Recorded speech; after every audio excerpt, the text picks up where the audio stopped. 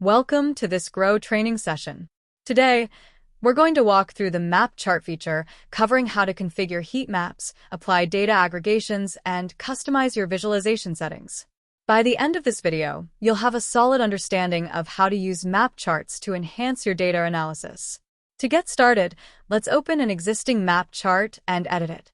Map charts in Grow allow you to visualize data geographically, and you can customize them in a variety of ways. Once you're inside the map chart editor, you'll see that you have several options for aggregating your data.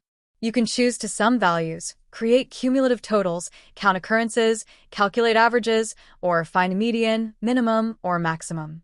These aggregation options help determine how your data is processed and displayed on the map. Beyond basic aggregations, you can also create calculated data series.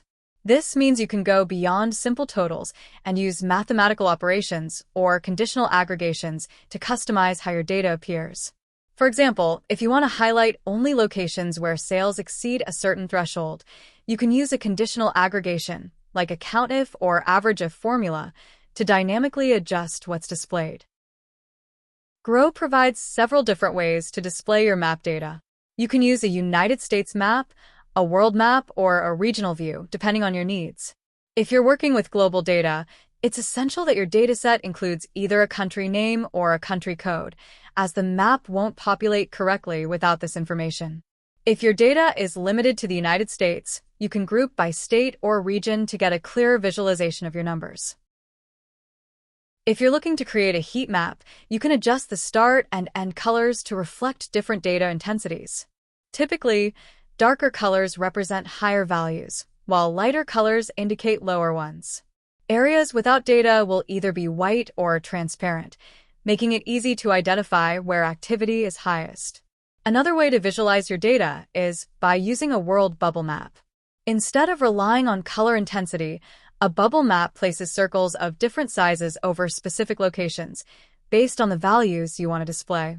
While this isn't exactly a heat map, it's a useful way to emphasize high-impact areas. Grow also provides a variety of formatting options to customize your chart. You can adjust number formatting to control how values appear, apply filters that only affect the map view, and use key value metrics to display high-level totals above the map. For example, if you want to show the total number of items shipped across all regions, you can set that up as a key value metric that updates automatically. One of Grow's most powerful features is dynamic views. Instead of creating multiple dashboards for different users, dynamic views allow you to set up a single dashboard where the data updates based on who is logged in. This means each user only sees the data relevant to them, without the need for separate dashboards. Not only does this save time, but it also ensures consistency across reports. For example, if you have multiple regional sales teams, you don't have to create separate dashboards for each team.